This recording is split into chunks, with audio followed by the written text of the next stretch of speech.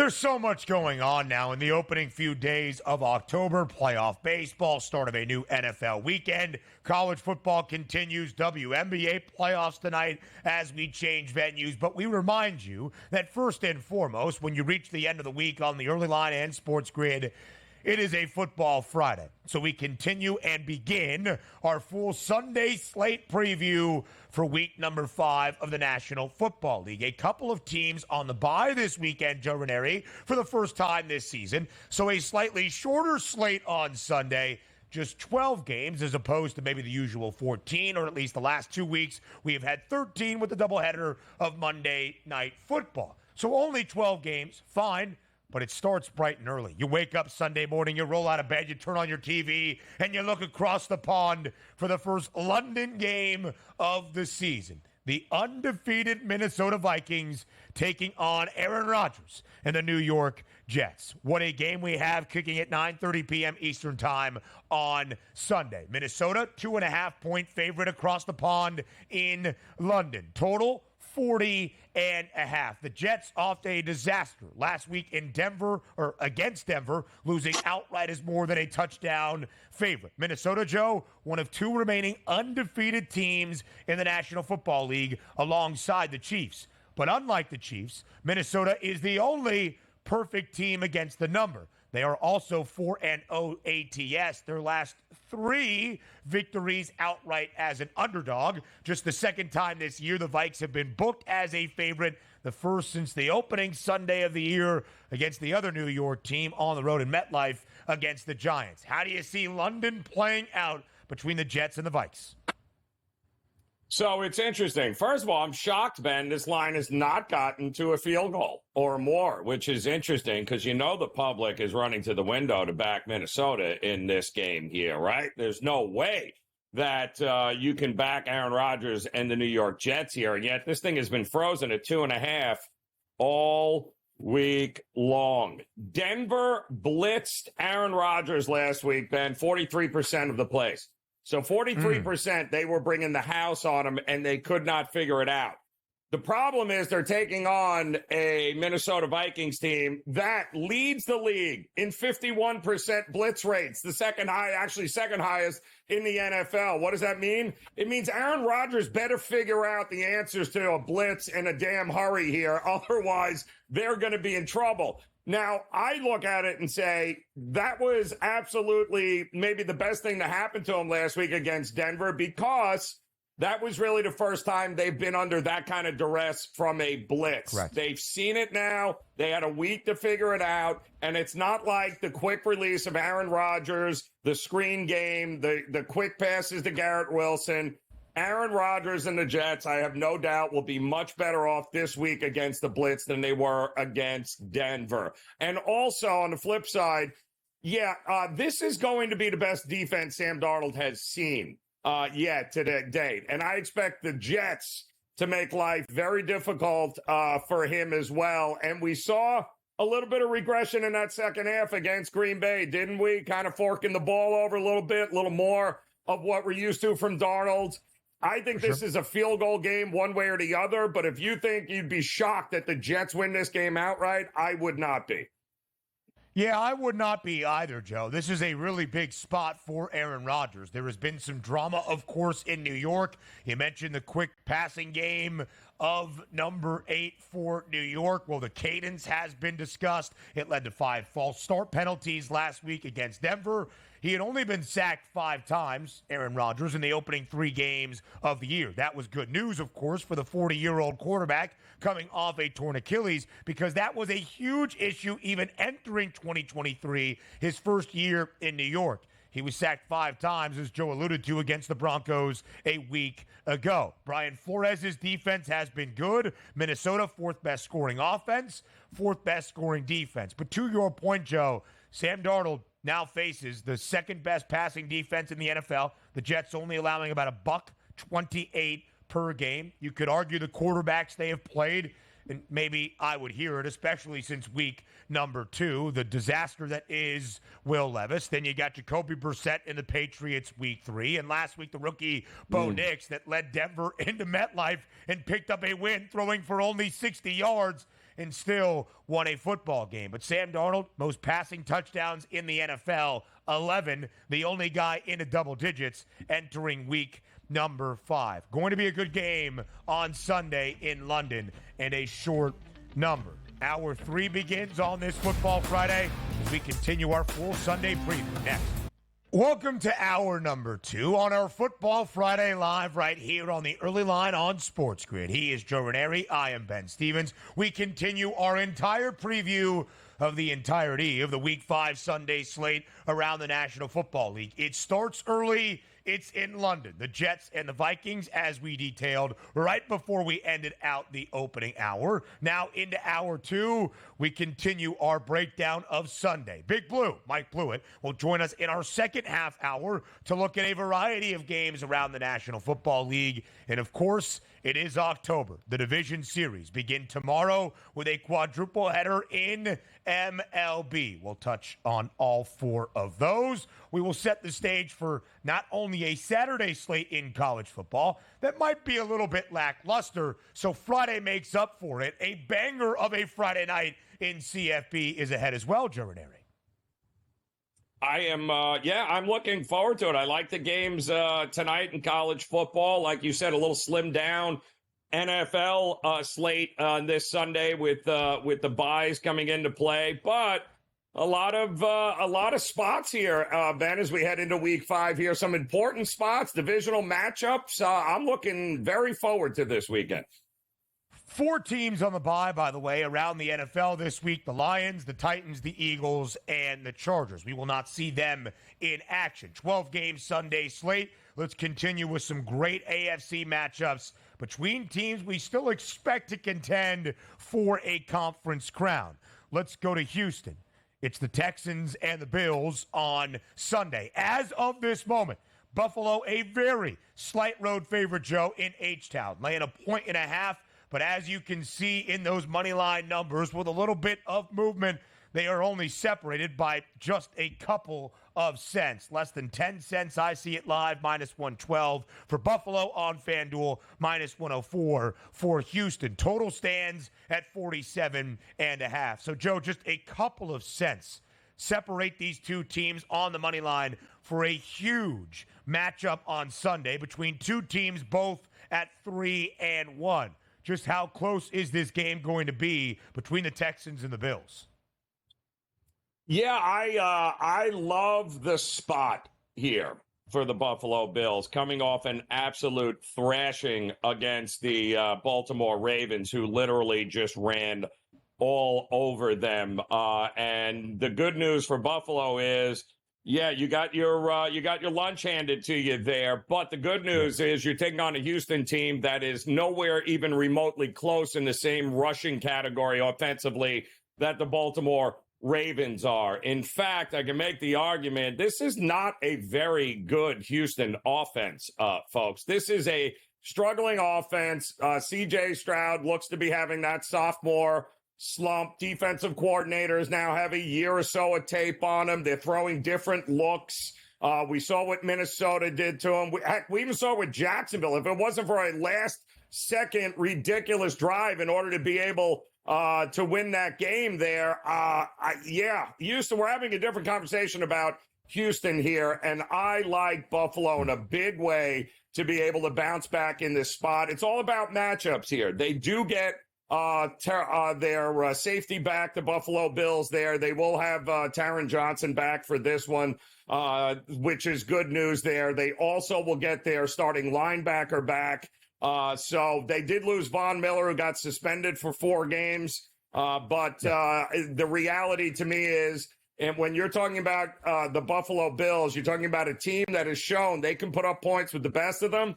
Look at the numbers, Ben. Houston does not rank top 10 in about anything right now. This is a different Houston team, one that is overvalued, I think, in the marketplace, and one the Buffalo Bills are going to expose.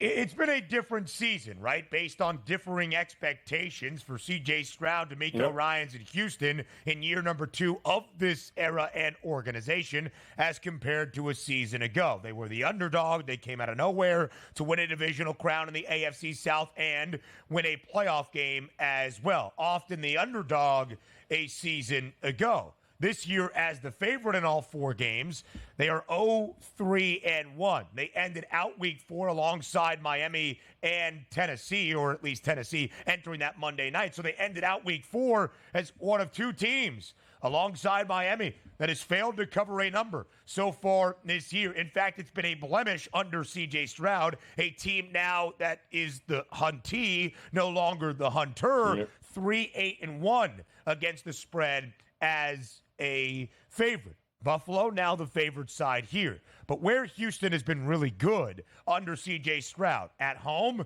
9-3 straight up. And as the underdog, of which they are ever so slightly, 7-4 ATS. All right, it's a 1.5. We're talking a couple of cents on the money line. Still a winning record outright as an underdog as well, 6-5. All of that coming during C.J. Stroud's rookie season in Houston. You see the numbers there: 230.5 for Josh Allen, 253.5 for C.J. Stroud. Expecting a lot of passing offense for Stroud against Buffalo this week. Not sure I think that number is correct. Last week against Jacksonville, he did take advantage, but Jacksonville's secondary not very good. Here's a really compelling game, Joe, up next. Not only a divisional duel in the AFC North, but what are the Bengals about to do? They started 0-3. That has often been the nail in the coffin of teams hoping to contend for a Super Bowl since he was trying to do that. Never have we seen a team start winless after 3 weeks in the NFL and win a Lombardi trophy. Only once in this millennium since the year 2000 had we see a team start 0-3 and reach the postseason. 2018 Houston Texans. But Joe, you at the end of that Monday night doubleheader where they got beat by the Washington Commanders and Jayden Daniels said if there was ever an 0-3 team to come out of that hole and reach the playoffs, it could be this Bengals squad. They win by double digits last week against Carolina. They cover as a 5.5-point favorite. Here they are back at home as the slight underdog against the Baltimore Ravens, who looked really good on Sunday Night Football against Buffalo in another contender clash just a week ago. What gives on Sunday afternoon in Cincy? Well, yeah, here we go again. So the big question with Cincinnati, we've talked about it, is defense, right? And there was some serious concern early on that Cincinnati wouldn't have Trey Hendrickson after he left that last week's game. He had a neck stinger and did not return in that game against Carolina. However, he has practice. He's expected to suit up this week, and he's a top 10 pass rusher right now in the NFL. So he is huge to that defense. The other good news for Cincinnati is that defensive line is finally getting healthy. They will have first-round edge rusher Myles Murphy back this week, as well as B.J. Hill to clog up the middle of the defensive line there and not make running the ball all that easy like Baltimore did against the Buffalo Bills. There is no way in this spot here. I think this is going to be much closer to a Cincinnati Bengals full-team effort than we have seen all year long. The defense will be whole. The passing game will be whole, and I think the Ravens are in for a long day. I like Cincinnati, and I do think, Ben, this is going to be a lot lower scoring than people think. It's an AFC North battle, people. It's not the AFC West. Expect less scoring in this one.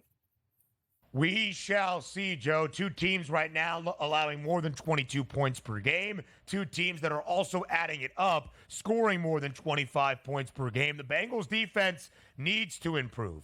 They're the 8th worst rushing defense in the National Football League. They will get a test, of course, against Derrick Henry. Here's the outlook for both teams as we enter the Week 5 Sunday slate. The Ravens back to the minus money favorites to win the AFC North. The Bengals at 17-1 to win the AFC championship. Two teams expected to contend. This is a huge one for the Bengals. We'll have more on that game later. We continue the preview of the Sunday slate next. The Washington Commanders enter Week 5 of this NFL season after the opening month in September on the first Sunday of October with the best record in the NFC East. Jayden Daniels, the Rook, has been sensational. Frankly, historic. 82.1% is his completion percentage. It is the best not just for any rookie quarterback in their opening 4 games of their career. It is the best of any quarterback in NFL history through the first 4 games of a single season. And now we're starting to see the odds makers catch up. Washington, a field goal favorite at home this week, Joe, against the Cleveland Browns. Cleveland has been atrocious. They have been so bad this season. The only win on the road on an ugly, muggy, stormy day against the Jacksonville Jaguars. 43.5 is the total for an offensive team in the Commanders that has been putting up points. 42 last week out in the desert against the Arizona Cardinals. What are we going to see on Sunday outside the nation's capital in Landover? Yeah, ugliness here. I do think it's going to be interesting, Ben, because we know it's going to happen here. At some point, Jayden Daniels is a rookie, people. And at some point, Jayden Daniels is going to get forced into making some rookie mistakes. And this feels like a very desperate spot here for Stefanski and the Browns at this point. And, it's about as evident as possible. The defense has not been great. We thought this defense should be much, much better than what we have seen. Having the hook, Ben, is interesting in this game, right? The Commanders have not turned the ball over but once. They have been protecting the ball, protecting the rookie quarterback, not asking him to have to do too much here. They are now a favorite in this game. They're not a dog. Last couple of weeks, they were a dog. Now they're a favorite expected to win. You talked about this last segment here where it's a different season for the Houston Texans, right? Well, what a difference a couple of weeks makes. And now all of a sudden you're expected to win by more than a field goal here. That's tough sledding. I think the rookie at some point is going to take a step back. This is a very desperate Browns team. I do think the Browns certainly have some value. 3.5s are available, so grab it while you can. Joe, it's one of those spots where if you've been watching football for the first 4 weeks, the opening month of this NFL season, you see these two teams facing off and you say to yourselves, of course the Commanders are going to win. Cleveland has been awful. The offensive line is dreadful. They can't even protect Deshaun Watson to give a below-average quarterback the time he needs to maybe even sniff mediocre, and he has not done anything to change our minds in terms of performance. The Raiders gifted them opportunities to win one last week in Las Vegas, and Cleveland could ill afford the opportunity to take advantage. And we've seen this Commanders team win 3 consecutive games. They have covered in 3 consecutive games. Their last 2 outright as an underdog. Even the one time they were booked as a slight favorite this year at home against the New York Giants. But Joe, the only time they were a favorite, they laid 1.5 to the G-men. It was the only under of the season for what has become this offensive juggernaut we know as the Commanders. Again, this is one of those spots that we see weekly in the NFL, that everything we have seen to this point tells us the Commanders should not only win comfortably, but easily cover as a field goal favorite. Heck, they should be a touchdown favorite against this measly Browns team. But it just feels like that spot. Jayden Daniels this year has been sensational so far. Nearly 900 passing yards already, more than 200 utilizing his legs. He's got 4 rushing touchdowns. He has scored in 3 of the 4 games. He had 2 rushing scores week number 1 against the Buccaneers and did find pay dirt a week ago against Arizona. And the completion percentage is otherworldly, 82.1%. Somehow he is getting better week over week. It is the best completion percentage we have seen for an NFL quarterback over the opening 4 weeks of any single NFL season in league history. But Joe, at a certain point, some of the rookie magic seems as though it is going to wear off. it just feels like that spot on Sunday. Listen, if you're in a pick'em pool where you're doing things like that, I still think I would pick the Commanders to win. But that flat number of 3, maybe 3 in a hook, that's where I think things get costly, where you might look at the underdogs in the Browns. Well, you're also then banking on this Washington defense stopping anybody, which they have not, Ben. This is not a good Washington defense by any stretch. And although they gave up 14 points, only 14 points to Arizona, when you look at the numbers, 6 of their 9 drives ended inside Washington territory here. So if the Browns are going to turn this thing around, and a lot of it is going to start, Ben, with the health of that offensive line, which has been decimated by injuries for the first 4 weeks, which is why Deshaun Watson is the most sacked quarterback in the NFL here. However, they are expected to get the tackles back here. If this offense is ever going to turn it around, it's going to be against this defense of Washington, and I think they will here. Washington riding way too high, like you said. Deshaun Watson has been sacked 19 times. 19 times in 4 games this season. The Cardinals went right down the field on their opening drive last week, scored a touchdown. It was the highest total of the week last week, 50.5. We thought we would see points, and we still got over because the Commanders put up 42 points. The defense did buckle up later in the game against Arizona. So many similarities, or at least consistencies between these two teams that will face off on Sunday inside Soldier Field. The Bears and the Panthers. It was the trade 2 years ago that Carolina moved up to get Bryce Young. Because of that trade, the Bears had the Panthers' number 1 pick this past season. They draft Caleb Williams. We'll have more on this game on the other side. But, Joe, just to show you, 3.5 is the number in favor of Chicago against the Panthers. The Bears laying more than a field goal. How close is this one on Sunday in the Windy City?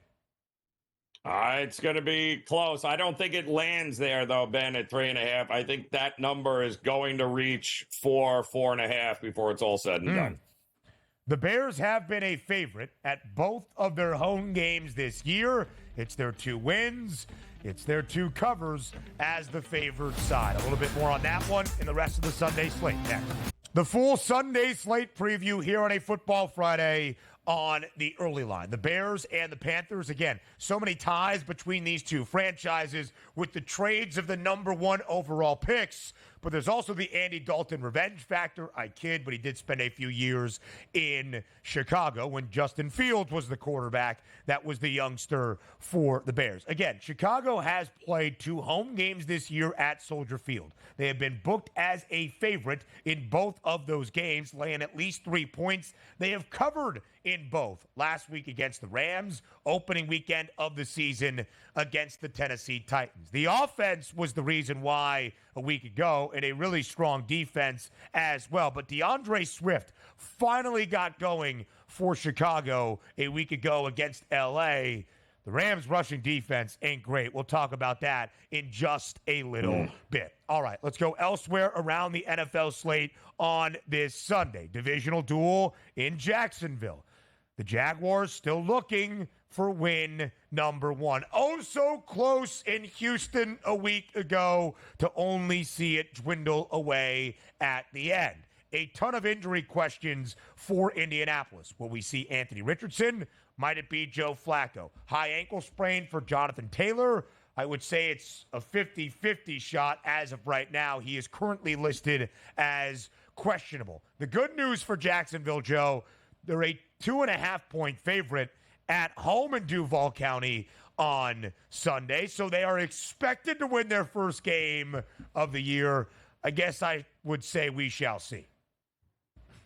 Well, there's a lot of things going wrong with Jacksonville, and it starts, I think, with Trevor Lawrence, right, who has actually thrown the deep ball pretty well here when he connects. The problem is that he's not getting a ton after the catch from his receivers right now. And the good news is Evan Ingram back in uniform this week. And Evan Ingram led tight ends last year in yards after the catch, which is exactly what Trevor Lawrence is. It's great that you throw a deep ball, but if you're just throwing a deep ball, he catches it and falls down. Yeah, there's a lot of issues that can go on with that. Not to mention he's missed a ton of wide open receivers here. I do think, and by the way, I think both starting linebackers for Jacksonville, also Devin Lloyd out for this game here. It feels like, and I think there's rain in the forecast as well here. It just feels like if these two teams get it rolling, and I think they will, I don't care who the quarterback is for Indy, by the way. It feels like an over to me here. I can't expect with the injuries on Jacksonville's defense for anybody to stop anybody. And Flacco is more than capable of tearing apart this Jacksonville defense like we've seen others do, Ben. I lean to the over in this one. I want nothing to do to figure out who's going to win it because we both know it's probably going to be won on some ridiculous last-second play that nobody saw coming, and that's the end of it. So I'd rather root for points in this game. Joe, you and I are seeing things slightly differently for this Sunday slate. You don't think there's going to be a lot of points in Cincy? I think we light up the scoreboard. You think there will be points in this one? I don't think we get many. Jacksonville tied for the third worst scoring offense in the National Football League at 15 points per game so far. And with no Jonathan Taylor, that's really more important to me than who the quarterback is for Indianapolis. I don't know how many points we get in an ugly game for the Jags, just their second at home, which is what we saw also on a sloppy track week 2 against Cleveland. They lost that game as the favorite, losing outright in a game that featured only 31 points. I think we can both agree points at a premium on Sunday inside Gillette Stadium up in Foxborough. The Patriots, a slight favorite at home against Miami. You want to know how bad things are for the Dolphins? Just show people this spread that sees the Patriots laying 1.5 at home against Miami. I mean, this is just gross on so many levels. How are we getting to 36.5 points in this game, Ben? I'm just curious. How does anybody think we're getting over 36.5 points? There is no way I do anything but bet the under and even the team total under for the Miami Dolphins. That's how bad it is right now here in South Beach. The Dolphins, the worst scoring offense in the National Football League. If you were to utter those words before the year, they would have called you a lunatic. Again, Joe, it's the same thing we talked about entering Monday Night Football. Mike McDaniel, you're considered the genius boy, the wonder boy. You've now had Snoop Huntley in-house for 3 weeks, about to start his second game in a Dolphins uniform. Figure it out. You still have talented playmakers. Make it work somehow, some way. I just don't know if it does. Mike Blewitt joins us next on a Football Friday here on TEL. A Football Friday is not complete unless Mike Blewitt is here on the early line on Sports Grid. Big Blue, as always, we appreciate the time. We'll get your thoughts on a wild start to week number 5 around the National Football League, and if it means we will see more chaos and excitement on the opening weekend of October in the NFL. And we'll preview everything we need to know around a Sunday slate. Blue, as always, thanks for being here on TEL. Thanks for having me. Obviously, I didn't get off to a great start last night. I thought it would be more of a low-scoring affair. I think it says a lot about the NFC South in general and us having a difficult time figuring out who's going to take that division. Bucs left one on the field last night, unfortunately for them, but I don't think that division is going to be solved for a long time.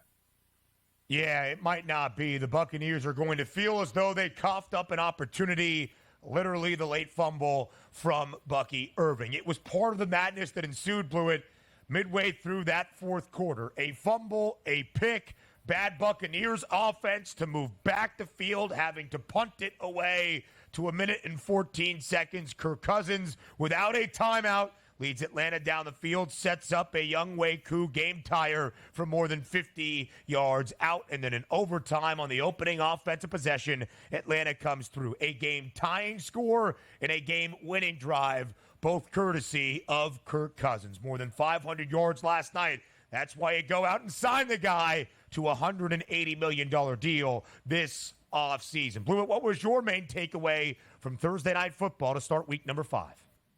I think I'm just very confused as to what the Bucs' identity is. They've been very up and down. They obviously have some really explosive offense. I thought that was going to win the day for them. Obviously, Atlanta also missed a couple of key field goal opportunities, one of them being blocked. But the good news for Atlanta fans is that there was the Aaron Rodgers Achilles surgery and the Kirk Cousins Achilles surgery were documented to be different, and Cousins was expected to take longer to recover from. So this is good news that perhaps he's getting more nimble, more mobile, and he is not yet playing at a 100% level for him. We saw glimpses of it last night, and 42 of 58 for 509 yards and setting an Atlanta Falcons record is a pretty damn good way to get going. What are you feeling, though, here, Blue, when you look at this division? Big one coming up against the Saints now, Tampa. It feels like this is Carolina probably will have more to say about this division from playing spoiler when it's all said and done here. But who are you giving the edge to right now? I still am not as big a believer in the Saints as other people are. They impressed early on in the season and then fell backwards. I am really between those two teams last night. I think those are the two teams that will battle it out. The good news, like I said, for Atlanta fans is that maybe more pieces are getting involved offensively, and Cousins can spread the ball around more. Kadarrell Hodge gets the touchdown. Pitts, we saw something out of him for the first time this season. I would note, though, that Tampa has still been playing without key defensive players. There's been no Antoine Winfield. There's been no Kalijah Kancey. They have injuries that will make them a better team that they have been playing without, which is why they're 3-2. They might have pulled off another win if they had a little extra defensive help last night. It will be really interesting to see the NFC South, of course, in the divisional chase for a division that has only sent its division winner to the postseason each of the past 3 years. And by the way, in each of the past 3 years, it has been the Buccaneers winning the NFC South. Might we see multiple teams with the Bucs, the Saints, and the Falcons all in contention? That remains to be seen. So let's fast forward, Blewitt, to the first game of Sunday. It starts early across the pond in foggy old London town. It's the New York Jets and the Minnesota Vikings. The Vikings enter week number 5 as one of 2 remaining undefeated teams in the NFL at 4-0 alongside the Chiefs. But the Vikings are the only 4-0 team against the number. Their last 3 victories outright as an underdog. But now they're the favorites against Aaron Rodgers and the New York Jets. How do you see Sunday starting in London? So not only are they 4-0, they're 4-0 against the number. They're 3-0 in London, the only team with that many wins and no losses in London. But in Tottenham Stadium, we have seen of the 9 games played there, 8 of them are one-score games. These tend to be very close. There's obviously a lot of travel involved. I would expect that again.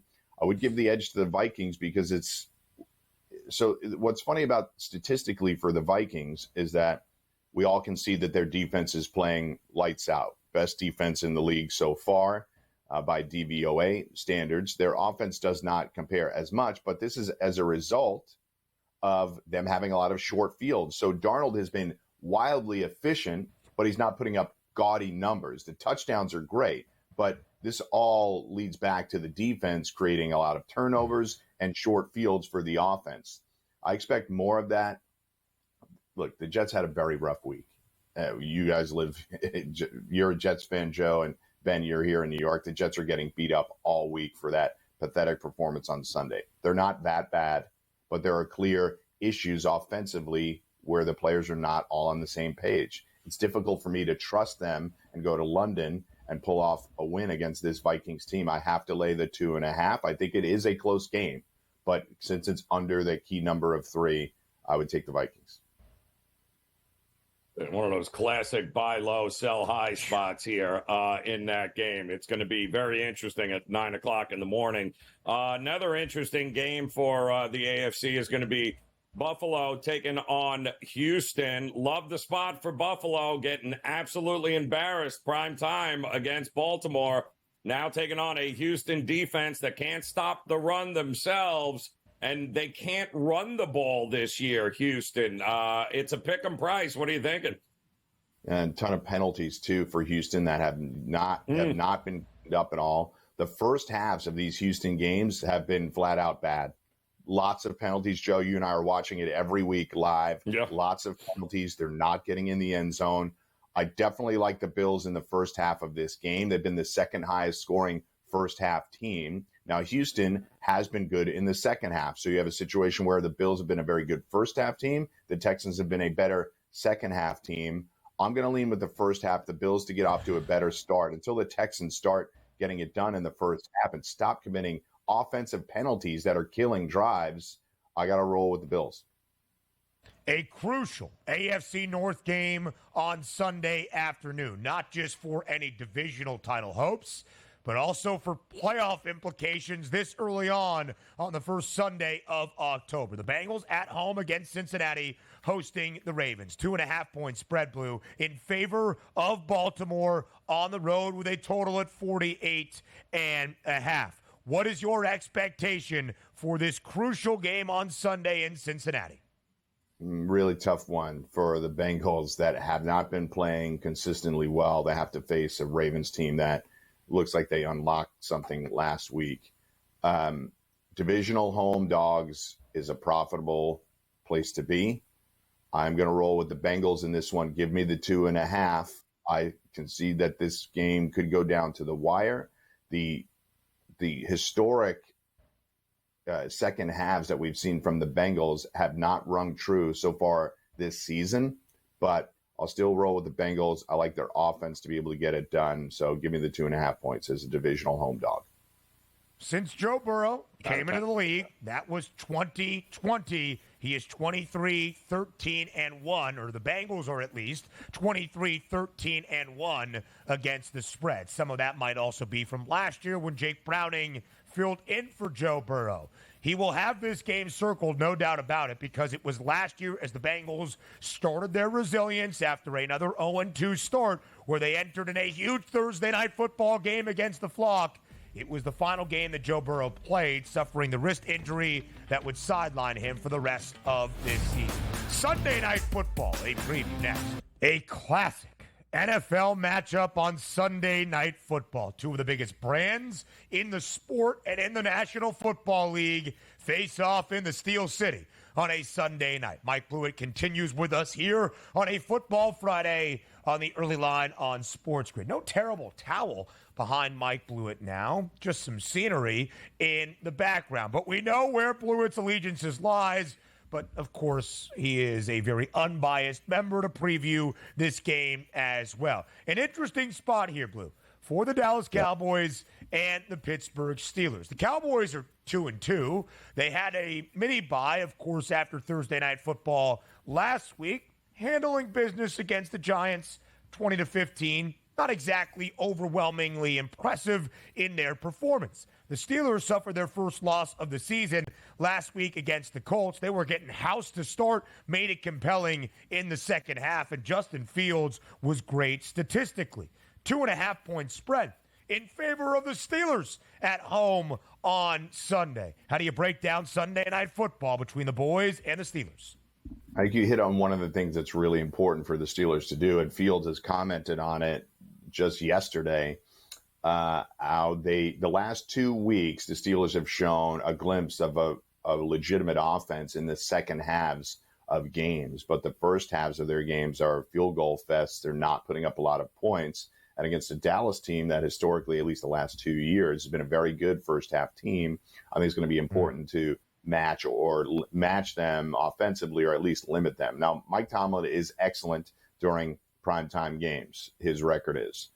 Given the fact that they're barely laying anything here, 1.5, 2.5, I'm going to lean towards the Steelers. Dallas obviously dealing with some injuries as well, but the Steelers, we have thought, and they have exhibited so far this year, that they're going to be a fairly conservative team running the ball a lot. They are now down 2 offensive linemen. Jayden Daniels declared out for the year, one of their starting guards, and Fautanu, their first-round draft pick, is out long-term as well. So the Steelers are operating with a mash unit offensive line.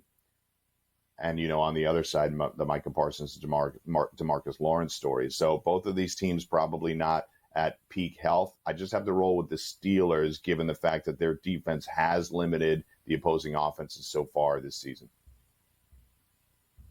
Interesting battle out west there in the NFC, right? Because you've got, let's see, the Cardinals have beaten the Rams have beaten the 49ers, and now the Cardinals and 49ers are going to go at it here. And that Arizona defense is atrocious, Mike. This feels like an over, even though it's the highest number on the board. It feels like we're going to get points. What do you think we're going to get? Joe, they have no pass rush, none. And it's just for Brock Purdy to sit there and be able to do whatever he wants all day. I just don't know how the Cardinals are going to keep up. This is a Niners team total over. That's the way I would attack it. I'm with you. It probably goes over the 50.5, but you can isolate the Niners. I believe it's 30.5 right now, or right around there. And I don't have a problem with the Niners going over that number. It is going to be an interesting game. That's a very high total between the Cardinals and the 49ers. San Francisco starting to get a little bit healthier. We did see Deebo Samuel and George Kittle return a week ago. The Denver Broncos, 2 consecutive wins as a road underdog of 5.5 points or greater, continuing the trend of the year of the underdog around the National Football League. Interesting spot, though, for the Broncos back in Mile High as a short favorite, laying 2.5 points against the Las Vegas Raiders. We will not see Davante Adams for the Raiders on Sunday, and this is a very low number, from 50.5 between the Niners and the Cardinals to 35 in a hook blue in Denver on Sunday. How do you see this one playing out? Broncos love an under, and I don't really see how they're going to go over here. The good news for the Broncos fans and for those that are wagering on the Broncos, I think we saw more evidence last week, and I know they haven't been like this every week, but the Broncos defense can bring it. They do have players there, Patrick Surtain and others. They do have enough talent defensively to compete week in, week out. They're obviously well coached by Sean Payton, and Bo Nix is coming along. It's conservative right now, and it isn't putting up a lot of points. But I do like the trajectory of the Broncos better than I like the trajectory of the Raiders. I know we'll get into Davante Adams in a moment. But another divisional game. These games are obviously hard fought by both teams throughout the season so far, even though the records aren't sterling. I like the Broncos here. I just don't know what the Raiders can bring me week in, week out, unless you get a good Minshew game. And those are lurking. I just don't know that they're lurking against this Broncos defense. I don't know that Davante Adams makes any sense for the Jets, but everyone keeps talking about it. Why'd you bring in Mike Williams? You got Lazard. I don't know that Davante Adams is going to move the needle. You can't even get the ball to Garrett Wilson as it is. So if it ain't the Jets, where does Adams land? All right, there's a lot of spots for him, potentially. You have to figure out the money, clearly, but we talk a lot about the salary cap, and then teams always find a way around it. The Chiefs, the Steelers, and other teams there have need at that position. The Jets don't really have a pressing need at wide receiver. It's a fun story to connect Rodgers and Adams as good friends, but what are you going to do? Bench Lazard? He's been the best wide receiver on the team so far, and add all that salary cap to it. I don't think the Jets' problems lie at wide receiver. He's got, clearly this is his last year under this contract. He's got $15 million in dead cap for the Raiders. The next 2 years are $35 and $36 million on the cap. Nobody's paying him that. So he's going to have to get a new deal, a restructured deal. And I just don't see why the Jets would be the team that needs him. They don't need him right now. They need to get on the same page as Aaron Rodgers. Garrett Wilson, Allen Lazard, and Mike Williams, when healthy, are not the problem with this football team. Yeah, how would that look to Garrett Wilson? Hey, I need my guy back. You're not really cutting it as our top wideout. But then again, we'll see who wears the pants for Gang Green. Is it Woody Johnson? Is it Joe Douglas? Is it Robert Saleh? Probably Aaron Rodgers. We'll continue previewing the Sunday slate with Mike Blewitt up next. We continue our full Sunday slate preview around the National Football League, entering week number 5 with Mike Blewitt on this Football Friday. Blue to Los Angeles we go, the Rams and the Packers. Green Bay with Jordan Love, 0-2. Green Bay with Malik Willis, 2-0. Quarterback controversy. I kid. Jordan Love is going to get the start on Sunday in L.A., and the Pack is a 3-point road favorite against the Rams. Pretty high total. 48.5 is now the updated number on the FanDuel Sportsbook. How do you break down the matchup between the Pack and the Rams? 100% last week, and they had some bad turnovers, and they got blitzkrieg by the Vikings right out of the gate. But we saw over the course of the game, the offense started clicking a little bit better. We got a bunch of receivers involved. Jayden Reed has really proven to be. There's a couple of young receivers in Nico Collins and Jayden Reed that I think we are seeing. They're going to be a much bigger part of the discussion as we move forward. Reed with Packers and Collins obviously with the Texans. But I think I don't love the 3.5 here. I do like the Packers to win the game. But the Rams catching 3.5 at home, they have a lot of injuries. We all know that. But they've been in really all of their games thus far. And I don't love just going on the road and having Stafford as a 3.5-point dog. I know on paper it looks like maybe the Packers will run them over. I just don't really see that. I think McVay and Stafford have proven to be able to scheme and fight their way into games. So I'll take the points here. It may not be your favorite, but Matt Stafford as that big of an underdog at home, I like him. And Green Bay can name their score in that game, too, there. What are we doing, however, with the Giants? Because Seattle will have 5 starters back on defense, it looks like. Nwosu will be there finally. Mafi, you've got Leonard Williams, Jerome Baker, Julian Love. This is going to look like a totally different Seattle defense against these Giants. I agree, and this is just not a good spot for the G-men at all. It's evidenced by the spread here of 6.5. Neighbors banged up as well, so I just think that 6.5 is a lot. Joe, you and I talk about it every week, that you can't just start throwing touchdowns around to people and assuming that they would cover, but the G-men, and I think Dable has done a really admirable job. I think he is doing an admirable job. We talked a lot about this roster going into the year and how they were one of the league's worst. They're not playing like one of the league's worst teams week in and week out. Pathetic opening week, yes, but not since. I just don't know what they're going to be able to do offensively here. So I like a Giants team total under. Is the way I would play it. I've been focusing on a lot of these teams, the Patriots, the Giants. You were talking about Miami during one of the breaks. Those teams, just I don't see how they can get to their team total.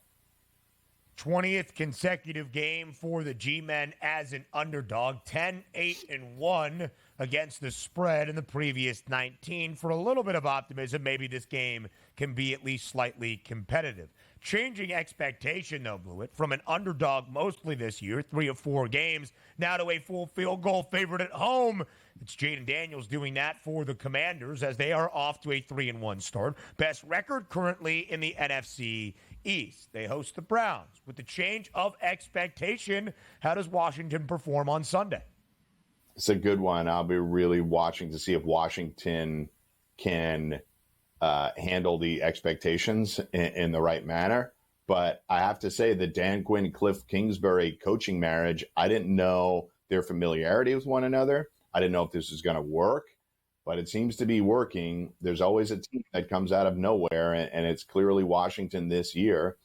Cleveland is not playing good football consistently. They're not as dominant defensively as they have been, and they need to prove that they can stop somebody like Jayden Daniels that is completing 82% of his passes. So I know it's a flat 3. Give me Washington here. Give me the Commanders.